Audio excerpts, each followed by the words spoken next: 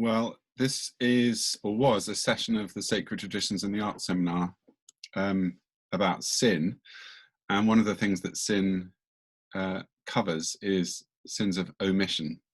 And I omitted to press the button to start recording our live session until partway through. So this is an attempt to make reparation for that particular sin, and to tell you what you missed if you wanted to follow up, if you'd been there and wanted to follow up, or if you weren't there and wanted to see what we covered.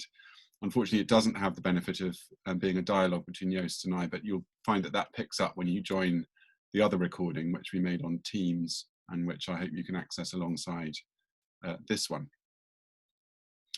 I'm going to share the screen as I did last night so that you can see the slides that I'm talking about.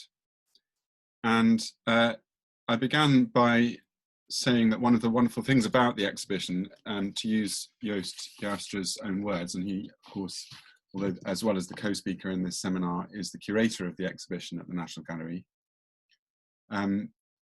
Sin is something that is that permeates our lives and is an ever-present theme in art, and for that reason, it suits the treatment that it gets in this exhibition, which is, as Joost puts it, deliberately diachronic. In other words, it moves back and forth between different time periods and countries. So it's not just, as it were, telling a story of artistic influence, how some artists might have seen the work of others, might have imitated it, referred to it, built upon it, and so on. It's not in that sense a tracing of in a linear way, a tracing of a series of artistic influences, so much as an exploration of how the perspectives of artists in many different periods and contexts together combine to open up a particular and very important central theme of human lives today as well as in the past. So in a sense, it's an exercise in using a very wide range of our artworks to think with. This is an exhibition, I think, that's really good to think with. And so as well as exploring exploring artistic intentions and influences, our seminar was just as much about curatorial decisions, about the juxtapositions between works and how they can be made to speak to each other in the context of a new exhibition, even if they've never met each other before, never spoken to each other before. And they can speak backwards in time as well as forwards. And then beyond also the curator's particular creative and constructive contribution to the theme, there's that, of course, of the viewers, those of us who've been to see it already, who I hope may come and see it now that it's reopened, or indeed those who can simply look at the works online and imagine how they might work in the particular space in the gallery where they are. But the viewer's point of view is also extremely important in terms of opening up the potential in these artworks in a wide range of ways. One of the works in the exhibition is Tracey Emin's "It Was Just a Kiss," and I think that just in that sentence, of course, is something that is almost disingenuously present, because what is just a kiss? A kiss can mean so many different things, and have meanings for others way beyond what may have been intended by the person who did the kissing, or persons. So there's a sense of the fact that certain actions on the part of humans exceed what we envision for them. And the same is true of these artworks. They can exceed what might initially have been envisioned for them by the way that they are combined in an exhibition like this. So they're not just what they were, they are something new in this fresh combination. So that's the license that Joost and I took to be very adventurous and exploratory as we move through the works in the exhibition, not only to tell the story of art, but to explore large questions, and And I felt that although it's a compact exhibition with relatively few works, many of them from the gallery itself, it was one that really rewarded close attention, but also repeated attention. In other words, I found one of the best ways to enjoy the exhibition was to go round it several times. And as I did that, I found that each time I was seeing new themes, almost new stories that it was telling, and that the works of art, in different respects, showed themselves capable of bringing a variety of things to the surface of my mind, at least. So I decided that I would do 3 circuits around the exhibition, or share 3 of the circuits that I found especially fruitful, each of them led by a particular theme, in the context of this seminar. And the first of those revolved around the idea of nature, or the natural world, natural order, and how the human actions of Adam and Eve, and indeed of Christ and Mary and other figures in the paintings, have a context in the non-human world and have effects on the non-human world. So in that context, I began with Bruegel, The Elder's Garden of Eden, in which the animals are very much to the foreground. And this, in a sense, of all the works in the exhibition, is the most paradisal. It's one in which, although the fall is happening far off in the distance, or the taking of the apple, which will lead to the fall, hasn't yet fallen. And so what we see is a world that is abundant and verdant and full of life, and the animals in it are almost all in pairs, and rather uxorious pairs, so that there's a sort of affection between the leopards, for example. The lions are more interested in each other than in any of the other animals, so they're not predatory, it seems. And there's just a general sense of extraordinary beauty, birds of paradise, and abundance, as I say. So this is a point from which things start to decline or go wrong. And part of the way that that the exhibition works is to show the way in which not only humans but animals and indeed organic nature, plants, become changed as a consequence of post-lapsarian history. Here we see some of the details from Bruegel's lovely painting. There are those affectionately playful leopards. And when we move to Cranach, the Elder's Adam and Eve, we see what's effectively the same narrative moment, but actually with far more sense of the effects of what's about to happen almost already taking place. There are pairs of animals, at least the deer are paired off, but most of the other animals, all of the other animals, apart from the 2 little birds in the foreground at the base of the painting, are now lone animals. They're not in pairs, and the lion looks rather more threatening and potentially predatory than the lions we saw in Bruegel's image. So something's changed here. Even the sky looks rather more forbidding, and that, I think, is again a sign that Cranach is picking up on something that's, as it were, underway now, a shift, if you like, from paradise towards some new reality. This is, of course, not a biblical image. It partly functions in the exhibition to highlight how a very, very similar female figure can be both Eve and Venus, and to reflect a bit about on what that might mean. But it's still very interesting from my point of view to see how, in this case, the figure of Venus has been placed on stony ground. So there is a sense that this reality which she now inhabits, which is clearly a post-lapsarian reality, it's a reality in which now there are human cities there in the distance to the right, and animals are not friendly to, although Cupid, I guess, is not strictly speaking a human, but he's now the victim of the bees, who have already been his victim in the sense that he's stolen that honeycomb. the artifice of humanity is now present here, and this is, if you like, a consequence of the fall. One of the first things Adam and Eve do after their sin is they become aware of what they've done, is of course to try and make garments for themselves. And here, although rather minimally dressed, Venus is nevertheless garbed in a certain way. So both the city and her garments suggest that this is a new world in which human artifice now plays a significant part, and the barrenness of the ground is very much not Eden. And we'll see the way that barren ground plays a part in some later works in the exhibition, again re-emphasizing, accentuating the new difficulty, the almost enmity between human beings and the earth with which they must struggle in order to live from now on.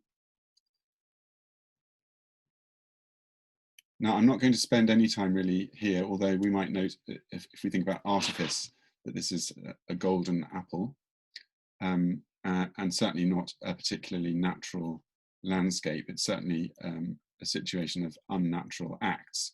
But I want to move on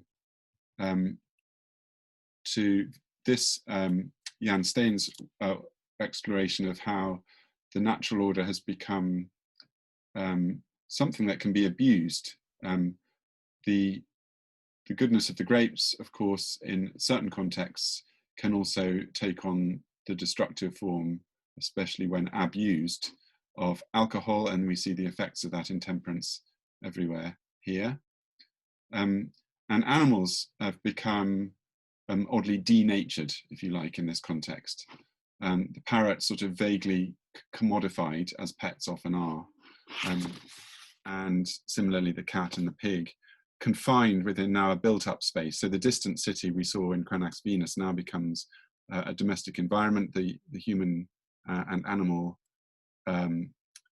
figures in this painting are now being progressively sort of wrapped about by buildings. We can see a glimpse of the garden in the distance, but it is in the distance. And so there's a sort of progressive dominance, if you like, of the humanly made in a context of very definite sort of degradation of both humans and animals in this context. Animals, as it were, being encouraged to do things that are not natural to them. So that's, I think, a very striking new shift. And I'll come back to this same painting in a slightly different context soon. And by the time you get to William Hogarth's study in the series Mariage à la Mode, we see that we're now wholly in a built interior. There is not even a glimpse in the distance of a natural world beyond it or outside. And the decadence that Hogarth portrays for us here is oppressive and all-encompassing. The dog, so we see as it were another stage of this domestication of animals that becomes almost a participant in a rather sort of sleazy sexual exploits of the man, suggested by that cat belonging to his mistress in his pocket, the dog sniffing it. This, as it were, again, is no longer the animal kingdom at liberty and able to sort of express and pursue its natural instincts and desires, but in some sense complicit in the human, the sort of human dissolution of this scene.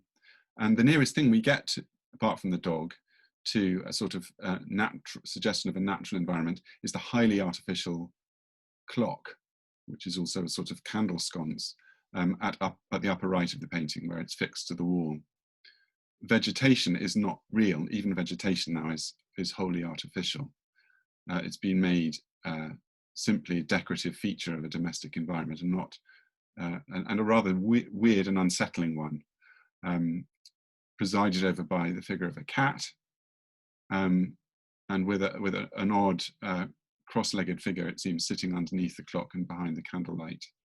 And I don't know whether he's like Silenus, some kind of satyr-like figure, But either way, we have, if you like, the Garden of Eden has been shrunk to this strange and slightly disturbing and peculiar and artificial environment. And there's a sense too of the sort of rotting of human bodies here, as well as the artifice of nature. There's the syphilitic mark on the man's neck, again, as a sign of sort of nature in decline, the body in decline.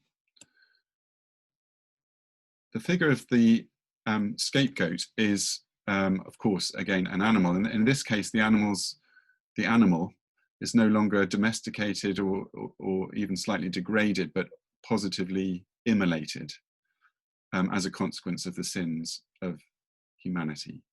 So the scapegoat represents one of two goats who, in traditional Jewish cultic ritual during the time of when the temple in Jerusalem was still in existence, where two goats would be chosen, one sacrificed so that its blood could be sprinkled in the Holy of Holies for atonement for the sins of the people, the other sent into the wilderness carrying the sins of the people. And this is the goat sent into the wilderness. And the ground here has become wholly barren and barely without vegetation, and a place of death for the goat. But this is as a consequence of human sin, and the most vivid reminder of all, even though it was traceable as an idea through some of the early works we've looked at, the idea that in falling, human beings pull the whole natural world with them as well. And even though that rainbow might promise something hopeful beyond this, the dominant impression in this crushed and despairing looking animal is that animals have become very starkly the victims of human depravity. And I think that although Holman Hunt could not have envisaged it, the power of that message, that the consequences of human actions on the non-human natural world are potentially devastating for it, is one that's very, very contemporary and important, and that this painting can speak to in our own 21st century context. And that, probably the scapegoat, is where this first circuit of the exhibition brings us back to. So there was an opportunity for Joost and I to discuss this, but then I began a second circuit, and this looked particularly at the role of women in the various works of art, and the ways in which different perspectives on the role of women and the relationship of women to sin was highlighted and brought out in the exhibition. And here, this work by Gossart is a very striking starting point, because the Virgin is sitting on an altar, what looks very like an altar, at least. This is like a sort of an altar-like space with an alcove behind it and a text over the top that speaks of the seed of the woman crushing the head of the serpent. So it's speaking out of an association between that text, which comes from Genesis, and what later became a theology of Mary's crucial role in overcoming the effects of sin in human history by becoming the mother of Jesus, the one through whom redemption is born. The Redeemer is born into the world to undo the effects of sin. But it's very remarkable that she's sitting on the altar, and no one sits on an altar. Not even priests sit on altars. So it gives a sense of her unique status, and also in a sort of strong visual identification of her with the altar. And this fits, I think, with a long tradition in certainly Western iconography of associating Mary, especially the lap of Mary, with the altar, because it's there that the Christ child is brought forth. It's from Mary, from her womb, but as it were, from from her belly, the Christ child is brought forth and then presented to the world. Just as on the altar in the Mass or the Eucharist, Christ is, as it were, made present again, brought forth, therefore, and displayed to the faithful. So Mary's lap becomes, if you like, an altar-like space. And just as with the Eucharist, it's a location in which the work of sin, the remedy for sin, as it were, is made present and displayed. So I find that strong identification of Mary with the Eucharist and with the work of redemption a really important one. And we'll come back to the Eucharist in my third circuit in a minute. It's a very beautiful depiction of motherhood as well. And so although this is an exalted idea of Mary, sacramental almost, Mary as mediator of the sacrament, rather like a priest, it's also a lovely study in relationship between mother and child. The figure of Eve is classically, in Christian theology and in Christian art, a sort of antitype of Mary. Mary and Eve frequently, consistently actually set up as sort of opposites, or at least Mary is the new Eve, undoing the work of the first Eve, or at least not only undoing it, but actually offering a new way forward. So that's obviously a very strong reiteration of that typology. But what I found really interesting in this exhibition is how a third work, in hanging a third work, that of Venus, on the other side of Adam and Eve, we actually get a sort of tripartite division. Three women, not just the classic two of Christian theology. And although part of what Joost has done in showing Eve and Venus is to show how Cranach could paint them in such a similar way, so to explore the analogies as well as the differences between Eve and Venus, if we add the Gossart to the mix and we have this triptych of women, if you like, then we get an interesting effect on the Eve figure, because Eve is no longer, as it were, the dark side of Mary, or the antitype of Mary. She's also the antitype of Venus.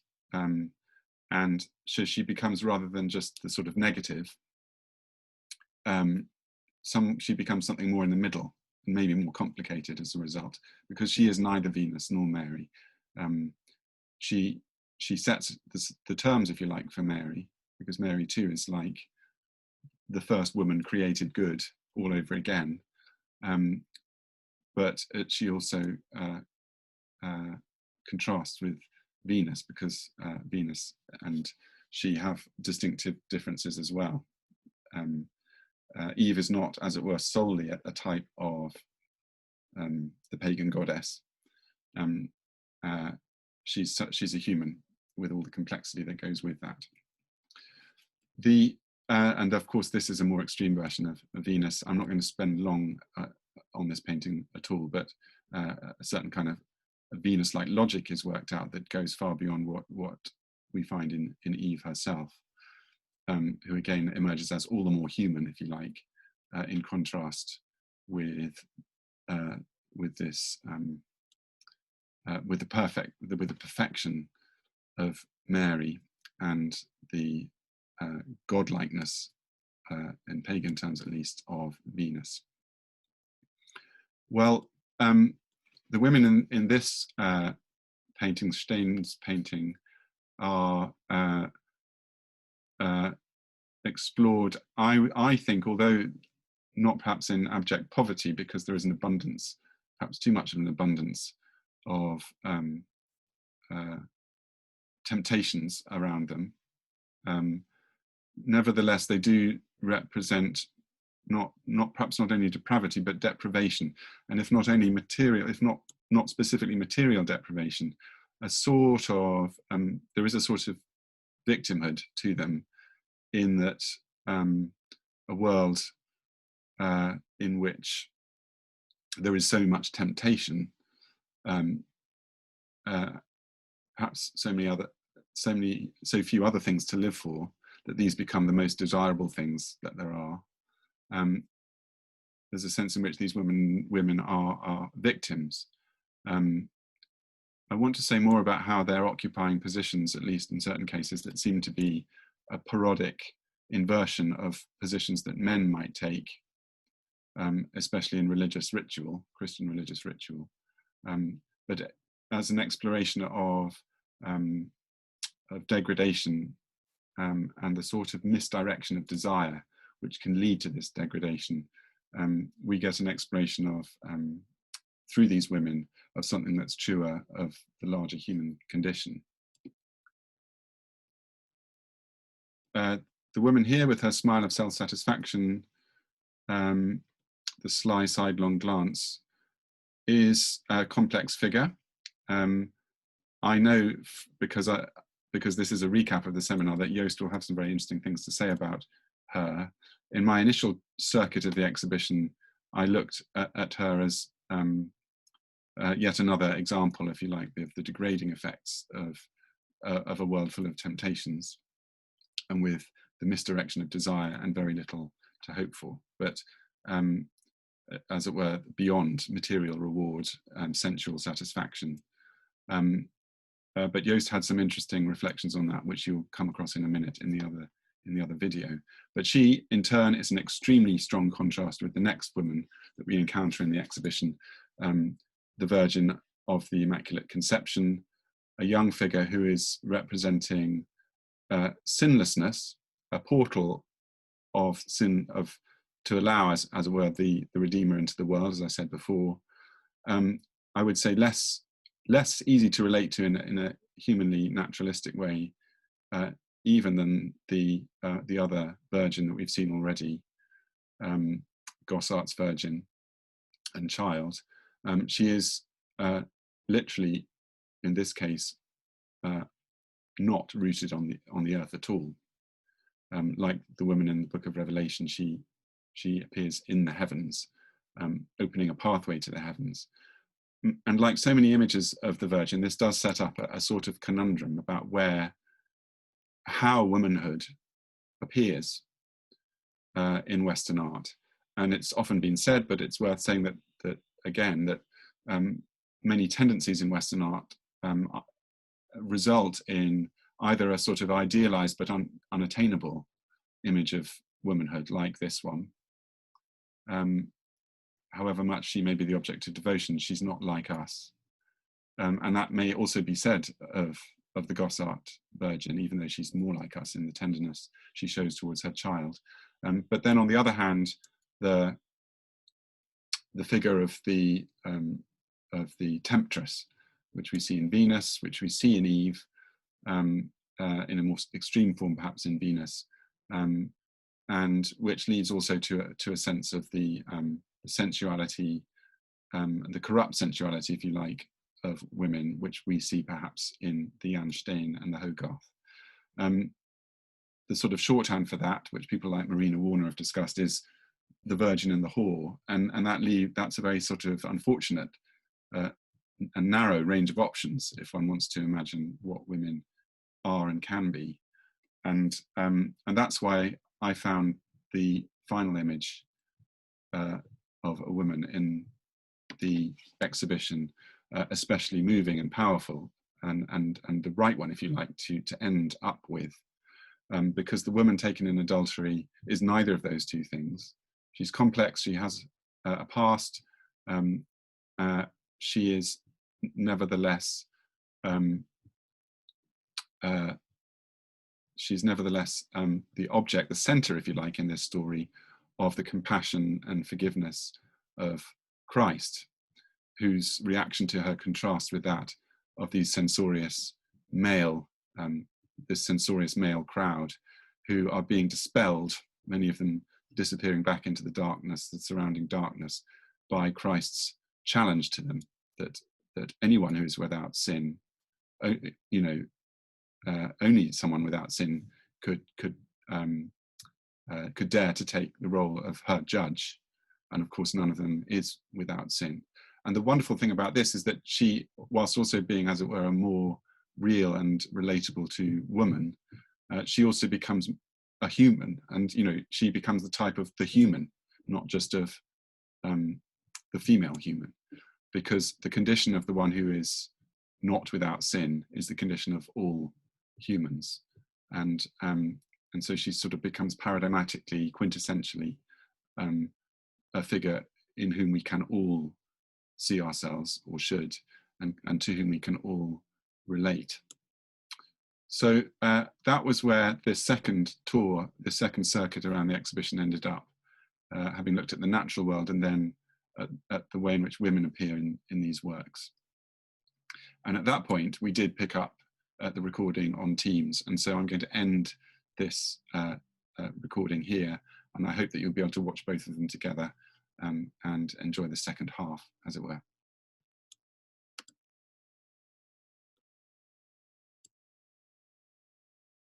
I want to contradict you on something, and that is, what about the woman in the Hogarth? Is she not as much of a real woman instead of a type as this woman in Bruegel's picture? Yes, that's a good point, and I would agree. I think that's something that would need my neat narration. There's no longer as neat as it was, which is probably a good thing. But it's interesting that she might become, because this is again maybe us projecting certain prejudice on a woman. This is the woman as we maybe want her to be, whereas the woman in the Hogarth is the woman that she wants to be. I think it's an interesting contrast, because when I look at Hogarth's series for the Mariage à la Mode, and as the story unfolds, it's really the woman you sympathize with, whereas the man is really presented as the evil villain of the story. So in a way, I think in the Hogarth, it's the great exception that it's the man who becomes a type, almost like the Venuses or the Eves we've seen before as temptresses, and it's the man that becomes the sort of the character we antagonize instead of the character we embrace. I think it's the woman that has my sympathy in the Hogarth. I don't know if that's something you've thought about as well. I haven't, but I'm very persuaded by that. You have persuaded me,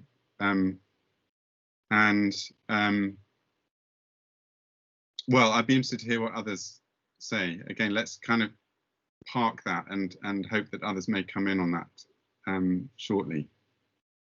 Yeah, if we can go back to the start of your second circuit, yeah, and look at the Gossard Virgin and Child once more. I really like what you said about the woman as altar, or maybe the woman's lap, Virgin Mary's lap as altar, and Gossard's very altar-like composition, very chapel-like, intimate composition of this space, this perhaps almost womb-like enclosure that surrounds everything, and also that inscription that surrounds everything so neatly. I started and maybe it's incredible that these pictures always have something new to offer, but when you were talking about the picture as an altar and these figures sitting on top of the altar, it almost made me think of the altar furnishings, and then not so much the altarpiece, but the cross and the candles that would usually grace an altar. And maybe more metaphorically, the idea of redemption in the cross, and maybe the idea of light in the candles, and that these two figures sitting on that altar represent something similar, perhaps, especially with Christ so explicitly stretching out his arms in that cruciform manner. But the idea of the light being present on that altar is really strong, I think. Also with the way Gossard used that sort of concave space behind them, and that backlit, contrasting emphasis on these figures. And what I like about this picture in the space of the exhibition as well is that if you stand in front of this picture, it is exactly across from the Bruegel woman taken in adultery. Yeah. And these two small pictures create a very strong axis and an idea of redemption from the very holy and remote to an idea of redemption that we possibly can all relate to in Bruegel's woman. Yeah. And with, depending where you're standing, with Tracey Emin and the Bronzino between them on that axis, so your eye can move from the Gossart to the Bruegel via, is that right? Or are they a little bit set further back than that? No, I think that could work, and that might be another trajectory of looking through the works in this exhibition that adds another axis of meaning in some way. And I think that, you know, it would be possible actually to make a strong connection between the Bruegel woman and Tracey Emin's piece, because I think in both Tracey Emin's own work is often, you know, it has this quality of a sort of raw vulnerability, a sense of carrying a past with which she would herself acknowledge is complex and you know, far from a sort of pristine sort of legacy that she carries with her, and actually she has a sort of courageous honesty about exploring her own vulnerabilities, her own woundedness, and so on. And that, I think, chimes very well with that scene of the woman who has been the object of others' condemnation in Bruegel's Woman Taken in Adultery, and yet in some sense it becomes an occasion of, in the case of the Bruegel, of blessing and release into something new.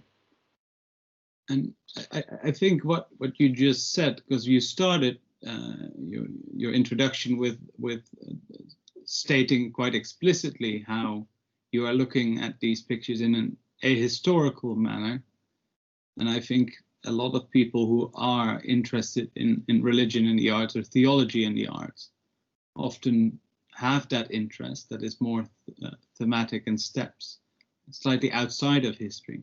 But I think it shows how you just talked about these works is that maybe a big theme, a sort of ubiquitous theme like sin, lends itself quite well to that ahistorical, if you can call it that, manner of looking, because it really is everywhere and part of everything in the way we think and the way we look and the way we have painted these things or sculpted these things. I think ahistorical is a difficult term in that sense, because is it really ahistorical if it's something that has been present in all these moments where these works of art have been created? Is there something that speaks across time in that sense? Maybe omni-historical. Yeah, maybe omni-historical. Something like that. Something like that. Mm. Well, shall I do my final circuit? So that, yes, so please. that we have enough time for wider discussion.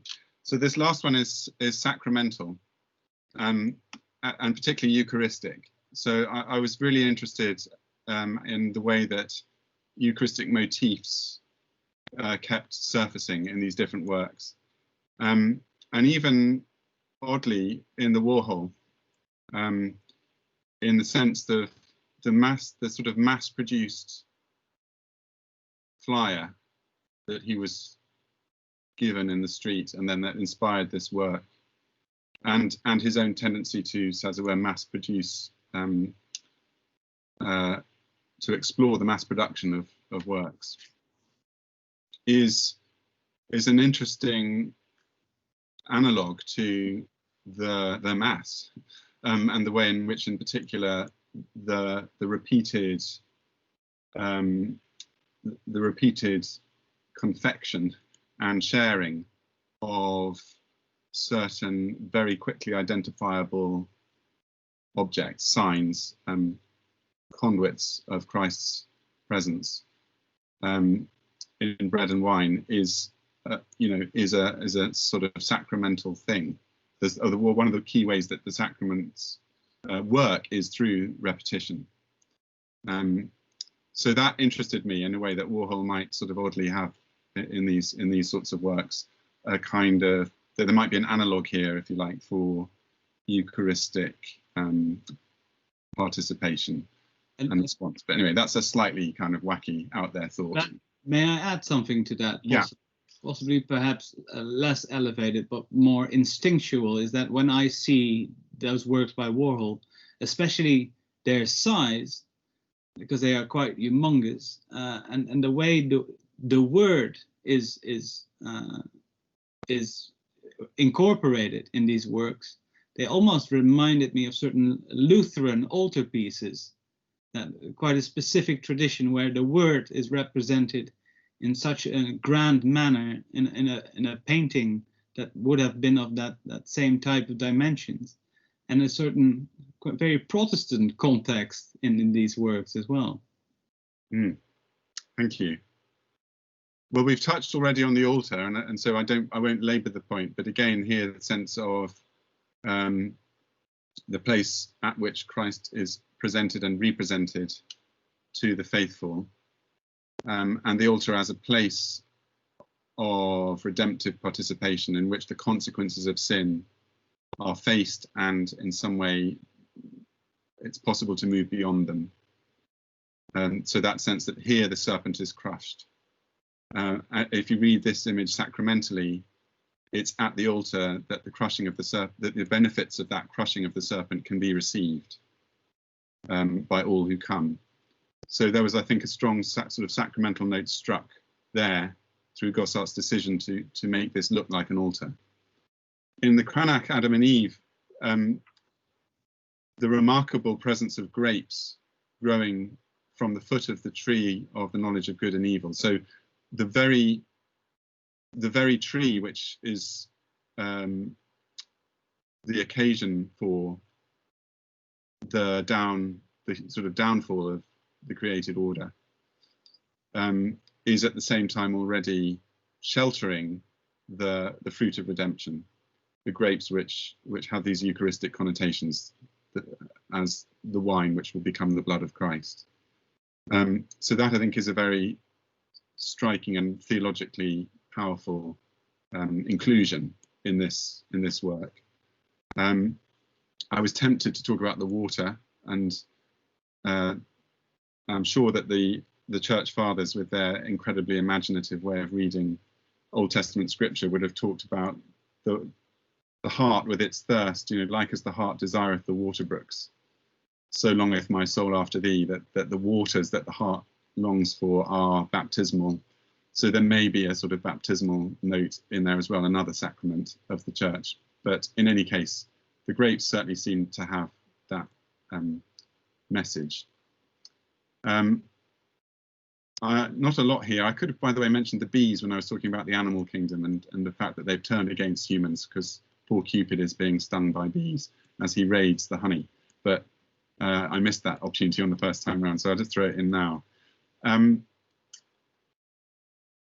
Then we have this, what I mentioned earlier as a sort of parody of the Eucharist. It's an inversion in nearly every way of a sort of Eucharistic ritual, in the sense that the minister of this chalice, if you want to call it that, is lower than the communicant.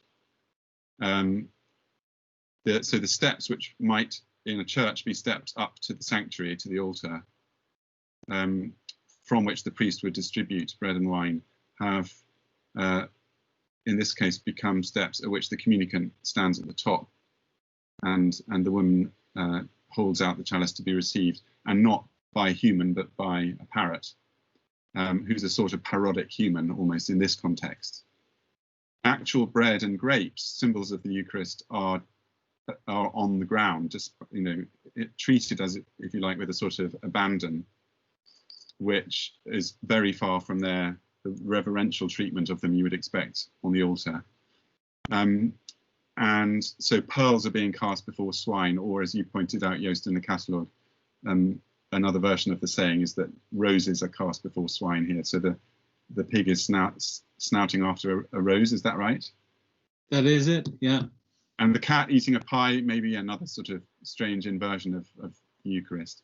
And even the idea that the altar is not only a place where bread and wine are offered, but also the offerings of the people, the offertory is also a collection of money in many cases. Here, money is being stolen from the purse that is attached to the belt of the woman who's passed out, I guess, under the influence of drink. And so the small child is, as it were, taking money. So this is not a gathering of offerings, but a kind of a raiding of property. And then perhaps in this context, and tell me if I'm taking it a step too far, although we do not mind doing that in this context. Yeah, full license to do that. We have license. It's almost an inverted mass of St. Gregory, maybe, where instead of the officiating of Mass leads to a miraculous coming alive of Christ on the altar, it's here as almost an anti-Virgin Mary who is completely irreceptive of what's happening in this anti-Mass in a way. And she's fallen asleep and not aware of anything that's going on. Yeah.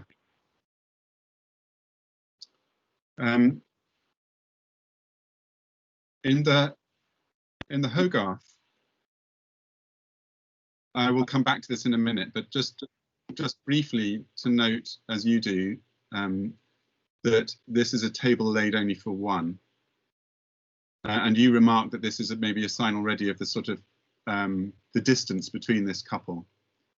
And they're not sharing in any respect.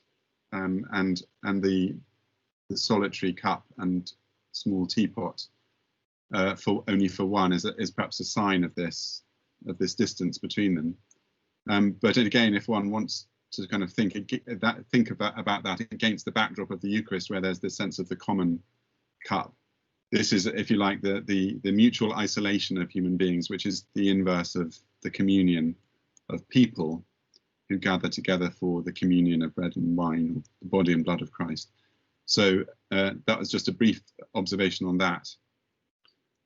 But I was interested then when we come to, of course, the scapegoat's shedding of blood, the scapegoat's death on the part of the people evokes the context of temple sacrifice, the rituals of temple sacrifice in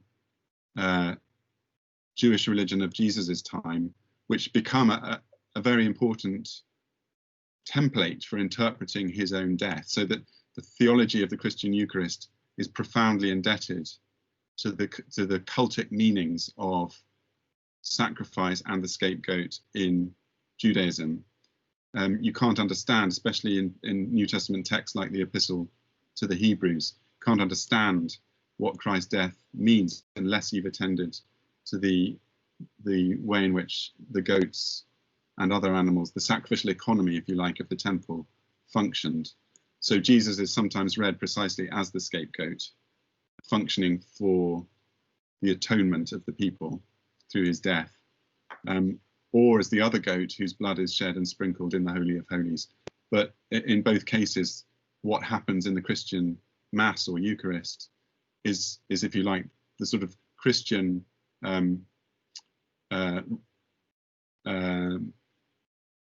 recapitulation of these older forms of atonement ritual. So there is, if you like, a Eucharistic element here as well. Here, very obviously, a moment of Eucharistic celebration in which the bread is raised by the priest. And it's a moment of miracle because an angel is descending with a pardon for Charlemagne's unspeakable sin, Charlemagne kneeling at the left, the angel at top left bringing this pardon for a sin Charlemagne cannot articulate, even so terrible is it. So it's a moment of miracle, not just the miracle of transubstantiation, in which bread and wine become the body and blood of Christ, but the miracle of the forgiveness of sin, the miracle of redemption.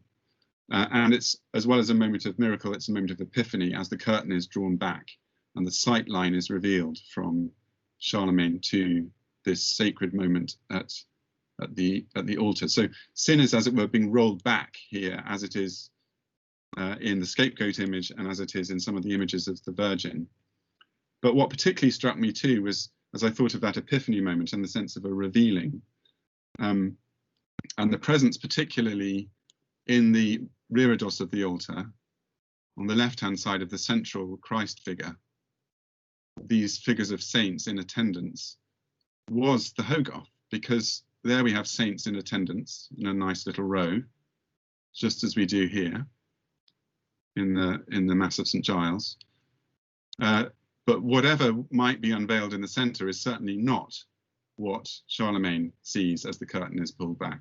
He sees this moment of redemptive, atoning sacrifice made visible in the figure of Christ on the altarpiece and the bread being elevated by the priest. Here, again, a sort of parodic moment. What these saints might be in attendance to, what might be our epiphany if this were unveiled, would be something very different. So that intrigued me as a parallel between those two works. We can perhaps come back to that in a minute. That's wonderful, and because I hadn't even thought about the parallel between those two drawing back of the curtains. It's even the same curtain when you. Yeah, there's a lot of similarities. Yeah. So paintings talk to each other, don't they? Yeah. And then finally, because we haven't talked about it yet, the Ron Muick, which is a wonderful conclusion to the exhibition, in which the side of Christ from which blood is often poured into the chalice, the Eucharistic chalice, in the traditions of Western art, becomes this ambiguous wound,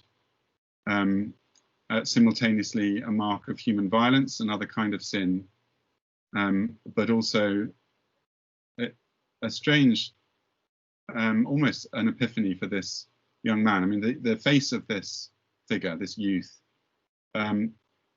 is beautifully ambiguous. There's a sort of odd sense of what could be shock, what could be wonder, even, as he looks upon this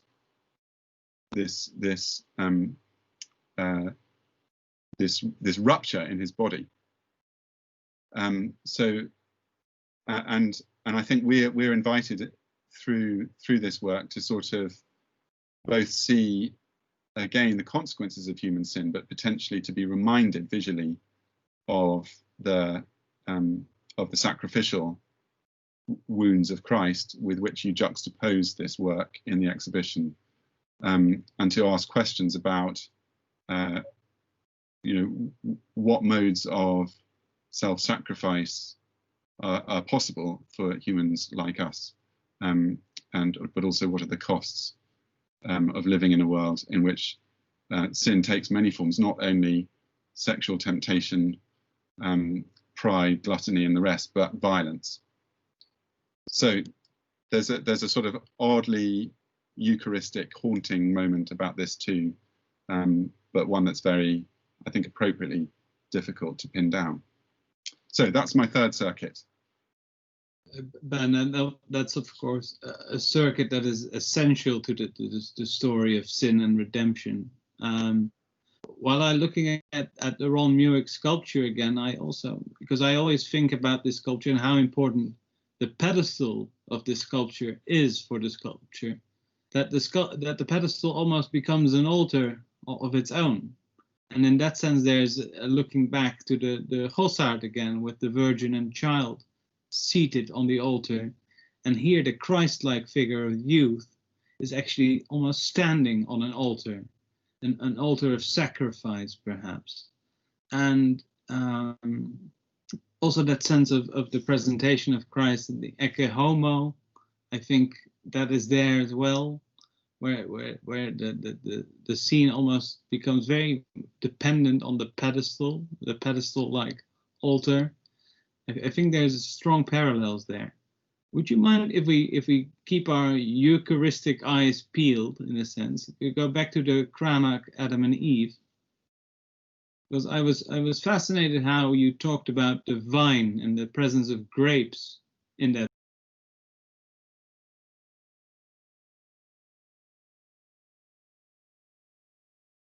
How the painter is ultimately the ultimate introducer of artifice, and the idea that the introduction of artifice is often considered the idea of civilization making an entry, but that this story is very different in a way, where nature or paradisical nature becomes more the more civilized version of this story. But here, maybe with more my art historian eyes, I also look at the grapes in a different sense. When you think of grapes here as a possible first sign of redemption in this narrative arc, but maybe grapes are here too, again, as an emphasis on that idea of artifice, what the painter does. And I had to think back to Pliny's story of Zeuxis, and how the grapes in that story are painted so realistically that that people are fooled by them and consider them to be actual grapes that they're trying to pluck from the picture's surface, that the birds are actually coming to try to eat the grapes from the surface. And maybe here, looking at this picture, you're almost tempted, and I think that idea of temptation is very important, to take a pick of these grapes. And then, of course, their positioning in this picture is very, very provocative. Mm. So maybe Cranach is not only using these grapes in a very sort of redemptive, Eucharistic way, but also a play on the artifice and the symbolism of grapes in that sense. And perhaps he's even doing that well in a sort of Ovidian story of Narcissus with the deer and the reflection in the puddle as well. So I think Cranach is hyper aware of how pictures function as sites of temptation as well as redemption in a way. Yeah. I think it's an extraordinary picture that always has more to give, and the arc you just described, where with the emphasis on the Eucharist and the sacrament, I think there's another layer there. Mm.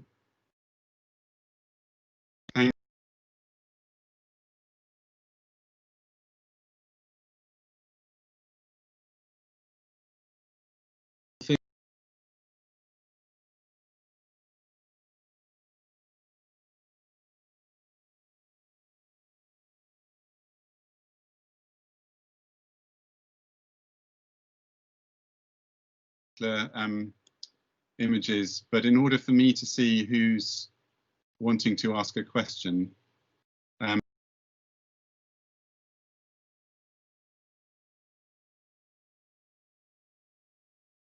I'll do that now. And I can already see a hand. So let me just remind you that if you'd like to ask a question,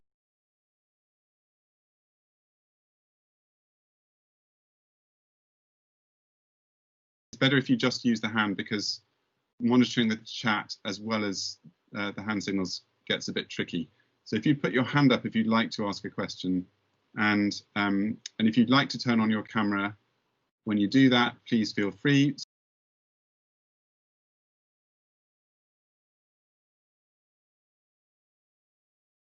You're first. Great, thank you very much, both of you.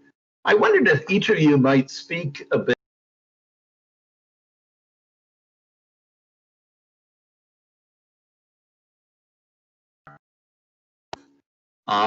and the connections between that and the serpent.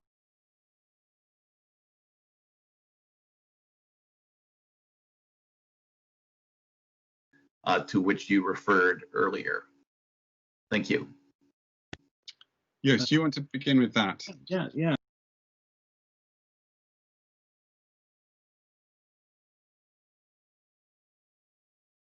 Simple looking thing that is incredibly complex. It's one of those pictures you would almost walk by when you see it on the main floor at the National Gallery, because of the larger, more impressive Gossart pictures next to it. But what's so clever in that picture is that it's almost as if he wants to capture the whole arc of Old Testament and New Testament in a single depiction.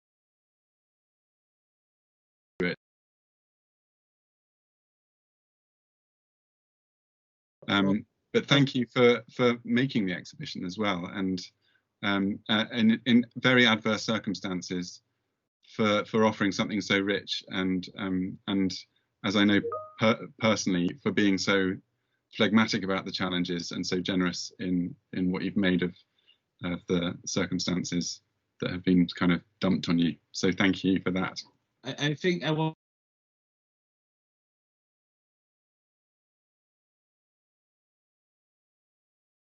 I knew well at this stage, but always making me see something new again. I think you're a master at that, and I really enjoyed talking to you about it in this context as well. That's very kind. Well, we hope to see, thank you. We hope to see you at future Sacred Traditions in the Arts seminars. We hope maybe even in person. We'll see how things are next semester, but please do keep in touch, and we'll look forward to meeting again in whatever format when we can. Thank you very much. Thank you. And goodbye.